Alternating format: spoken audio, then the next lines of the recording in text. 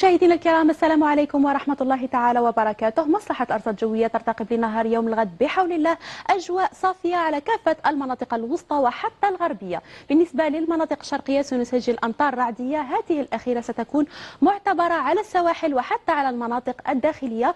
الرياح ستصل سرعتها إلى 60 كيلومتر في الساعة. بالنسبة إلى جنوبنا الكبير سنسجل أجواء صافية على شمال الصحراء من الواحات وصولا إلى الثورة، بينما من الجنوب الشرقي وصولا إلى تندوف وحتى على الهوغار والتصيلي سنسجل أجواء مغشاة. وعلى وسط الصحراء الحدود الجزائرية المالية وصولا إلى أقصى الجنوب الأجواء ستكون صافية بحول الله.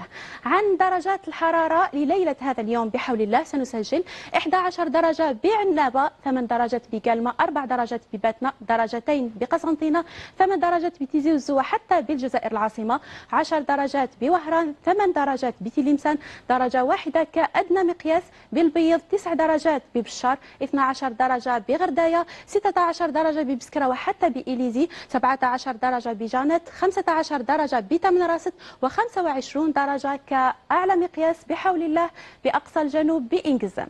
عن درجات الحرارة لنهار يوم الغد بحول الله سنسجل 18 درجة بعنابة، 19 درجة بتيزي وزو وحتى بالجزائر العاصمة، 13 درجة بقسنطينة، 14 درجة بباتنا وبسطيف، 15 درجة بالجلفة، 11 درجة بالبيض، 23 درجة بتلمسان، 22 درجة ببشار، 23 درجة بغرداية، 24 درجة ببسكرة، 25 درجة بإليزي، 28 درجة بجانت، 27 درجة بتمنراست، و37 درجة كأعلى مقياس بأقصى الجنوب.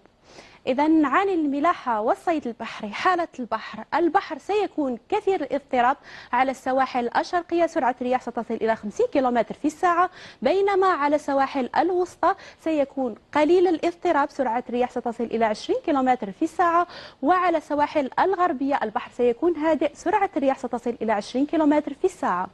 إذا عن وقت شروق الشمس في الجزائر العاصمة سيكون في حدود الساعة 6:14 دقيقة، وقت غروب الشمس سيكون في حدود الساعة 7:22 دقيقة.